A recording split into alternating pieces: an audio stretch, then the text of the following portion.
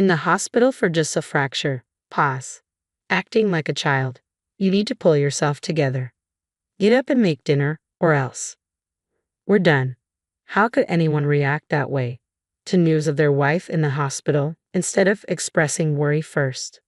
Most wouldn't get it, but this is my husband. I can't handle it anymore. I was at my wit's end, but there was someone even angrier with my husband than I was. That turned out to be his own parents. I wonder how he'll respond when they intervene. I'm Eileen, 29 years old. I landed a job at a well-regarded company right after finishing college, even though I don't work at the main office. My salary's quite good. My husband Matt is 32. We met at a client's office, and after a few meetings, he took the initiative to swap numbers. He later invited me to dinner, and after dating for a year and a half, we took the plunge when he proposed. Looking me in the eye, he said, I want to spend my life with you. Eileen, will you marry me? I'm happy, but are you sure about us? I want you, Eileen. You're the only one who makes me feel truly happy when we're together, Matt. Thank you. I want to spend my life with you, too. We were showered with blessings at our wedding and pledged to love each other forever. But 2 years later, if asked if love still exists between us, we couldn't confidently say yes. The reason is simple. Matt has changed in these 2 years. It started with something small. Since we got married, he began gradually shifting household responsibilities to me. We had agreed to split chores evenly, since we were both working before we got married. Despite this, Matt had stopped doing his share of chores like cleaning the bathroom and washing the dishes. Initially, he would reluctantly do them when I reminded him, but gradually, he stopped doing them altogether, even when asked. This increased my workload.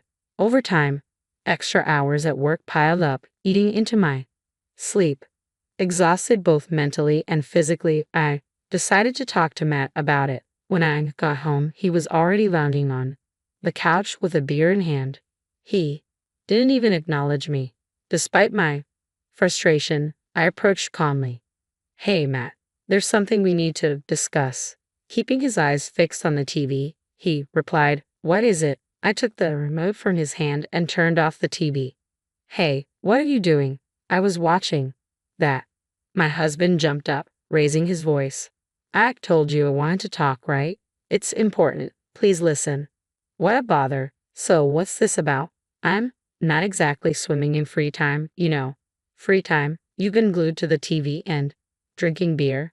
Holding back the urge to yell, I kept my cool and pressed on. Matt, you haven't been pitching in around the house lately, have you? Why not? We agreed to share chores since we both work, didn't we? Isn't it obvious? Doing housework isn't my job. What do you mean? Cleaning the bathroom and doing dishes were your responsibilities, weren't they? Why should I, as a husband, have to do that? Those tasks are for women. Wait, are you serious? You were the one who suggested we split the chores. That was just for show to look like a good husband, isn't it clear? At our wedding, you've even told everyone, I'm so lucky my husband helps around the house. That was the whole point. Haha. So, you're saying you only helped out to improve your image during the wedding? With a smirk, my husband said, Exactly. I was stunned by my husband's words, unable to comprehend such audacity. I'm exhausted from working late too. After getting home later than you, how could you say something like that to me? Just a reminder, you're not exactly a beauty queen, okay? What? Why are you bringing this up now? What does my appearance have to do with this discussion? Someone as ordinary as me should be grateful to have married someone like you, and you're complaining about simple chores. Know your place. Matt, my husband, shouted and turned on the TV without waiting for my response. He took a sip of his half-empty beer and casually shifted his focus away from me. I couldn't believe it. I'm working late too, so how could he say such things? No matter how I look at it, that's just wrong. I wanted to say a lot, but speaking up Now would only lead to a fight. To calm myself, I went straight to bed after taking a bath that night. Since then, I tried repeatedly to talk to Matt, but was always brushed off. Every attempt at conversation was met with, "Don't tell me what to do," leaving no room for discussion. It seemed Matt avoided me, often leaving the house on his days off. Naturally, he neglected housework, even on my days off, leaving me to handle it all at once. Time passed, and as my job entered a busy period, my overtime hours increased significantly. Then Matt exploded again in anger. "Hey, do you know what time it is? Where's my dinner?" Matt started yelling the moment I returned home after a 3-hour overtime shift. "I told you this morning I'd be working late today, so you should either cook or get takeout." "What? Are you serious? Why do I have to cook? I wouldn't mind takeout, but do we even have money for that? Are you going to pay? Why should I? I'm busy too, so can you help out a bit?" The mention of busy seemed to trigger him. He kicked the table leg and snapped at me with a furious look. "I don't care if you're busy. You're always doing overtime because you can't manage your time. It's not that. My workload at work is really heavy right now. Don't act like you're all that just because you can handle a bit of work. You should just do what I tell you, you foolish woman." From that day on, I kept my distance from Matt to avoid his scolding. I prepared dinner ahead of time on days I knew I'd be working late. I also took on all the housework on my days off. Looking back, maybe I should have left him right then and there.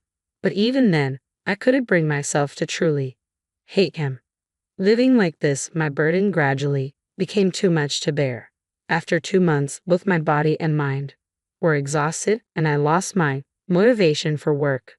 One day, on my way to work, I slipped on the subway stairs and fell. Though I remained conscious, I lay immobile, ripped by pain, and had to be transported by ambulance. Even upon reaching the hospital, the agony persisted, restricting my movement. After completing all the tests, the doctor entered my room and said, "You've fractured your leg and have bruises on your arm and back. You must be in a lot of pain." "Yes, I can't move as freely as I'd like." "You may be in this state for a few days. You look pale. Have you been feeling tired?" Anyway, I'll need to stay in the hospital for a while. Should I inform my family?"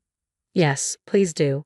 As I checked my phone, a message from a colleague awaited me. They had witnessed the ambulance taking me away from the subway station. They had already informed my workplace and contacted Matt, my husband. Exhausted from the day's events, relief washed over me, and I drifted into a deep sleep. Hours later, my phone buzzed, waking me up. Matt's name lit up the screen. Perhaps he was calling out of concern. With a mix of curiosity and apprehension, I answered, "Hello." "Hey, where have you been? Come home right now." Confused by Matt's raised voice, I couldn't hide my confusion. "Wait, didn't you hear? What's going on?" "I had an accident at the station. I'm in the hospital now. I fractured my leg and they're admitting me." After a brief silence, he exploded. "Are you kidding me? Hospitalized? You're not using this as an excuse to avoid doing chores, are you?" "What? No. Why would I lie about something like this? Didn't the office contact you?" "No calls came through. Even if you're trying to trick me, it won't work. And even if it's true, it's not my problem. Just come back and make dinner, all right?" "What?"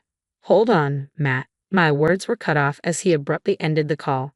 How could he be so dismissive? Isn't it normal to be concerned when your spouse is hospitalized? Am I just here for Matt to delegate chores to? Exhausted, I lay back down on the bed. A message from Matt popped up on my phone.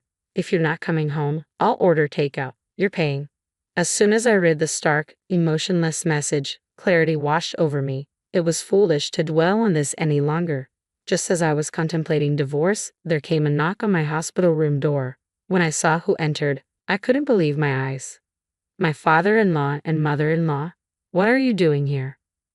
My in-laws lived far away and hadn't been close to Matt for some time. After we got married, I rarely saw them, maybe once a year at most. Their unexpected presence baffled me. Seeing my confusion, my mother-in-law spoke gently. "Eileen, we heard you were taken to the hospital in an ambulance. We were worried." "How did you find out?" We received a call from your office. Huh. But my office tried to reach Matt several times before contacting you. He didn't answer any calls, so they reached out to his childhood home, which was listed as an emergency contact. That's why you're here. Their unexpected kindness brought tears to my eyes. I was genuinely touched that they had come all this way out of concern for me. Holding back my emotions, I gratefully lowered my head to Matt's parents. Mr. and Mrs. Johnson, thank you so much. It's all right, dear. We're family. But where is Matt? You mean he hasn't arrived? No. They seemed surprised by my answer. Just then, my phone rang. It was Matt calling. Hello. What's wrong with you? Are you really not planning to come back? Matt's sudden outburst caught Mr. and Mrs. Johnson off guard, and they exchanged worried glances. I gestured for them to stay quiet, placing my finger on my lips. They nodded silently, and I responded to Matt. I've been admitted to the hospital. I won't be able to come home for a few days. Hospitalized for a fracture. Stop being so delicate. Get yourself out of there and make some food. Mrs. Johnson looked ready to protest, but Mr. Johnson held her back. Matt continued ranting, unaware his parents were listening. Just so you know, if you don't, we're getting a divorce, okay? A divorce? Are you serious? Of course. Why wouldn't I be? There's no reason to stay with someone like you who not only lacks attractiveness, but also neglects their household duties. Haha. His laughter over the phone left me speechless, stunned by his callousness. Isn't this going too far? He had always belittled others. I had to respond. Hey, are you serious saying things like that? Your parents are furious. What are you talking about? His response was light-hearted, as if he thought it was a joke. I handed my phone to my in-laws and let them take over. They unleashed a fierce reprimand through the phone. Matt, how could you say such things to Eileen? How can you be so heartless when your wife is in the hospital? We don't even recognize you as our son anymore. You're disowned. Wait, hold on. It's not what you think. There's a reason for this. There's no excuse for your behavior. All you do is spew venom. I'm ashamed to call you my son. Apologize to Eileen right now. Feeling cornered by his parents, my husband suddenly turned on me. Eileen, enough. Using my mom and dad like this. Exploiting them. It's your fault for not answering your company's call, isn't it? That's why they had to get involved. They called that number from your office. How misleading. Fine, I'll divorce you. Are you okay with that? I released all the pent-up anger and resentment, standing my ground. Divorce? Bring it on. I want nothing to do with a man like you. How long will you continue to think you're above everyone else? I have no reason to stay married to you anymore. If you understand that, never show your face to me again. Get lost, you piece of garbage. Following the divorce from my husband Matt, he initially hesitated, but with the help of my in-laws recommending a divorce attorney, we managed to separate amicably. The divorce brought significant changes to Matt's life. He began eating out for every meal, and his health declined. Unable to manage his laundry, I heard he showed up to work in wrinkled suits and shirts. Consequently, his reputation among coworkers took a nosedive. Did you hear? He didn't even visit his wife in the hospital. That's pretty messed up. Well, no wonder she left him. Ha ha ha. Over time, Matt began to skip work without giving any notice. With no one supporting him, it seemed inevitable that he would soon be pushed to resign. On the contrary, I was discharged from the hospital and returned to my usual work routine. Despite now being divorced, my job kept me occupied, lessening the impact more than I had anticipated. Moving forward, if I have the chance to meet someone new, I'll carefully evaluate them to ensure I find genuine happiness next time.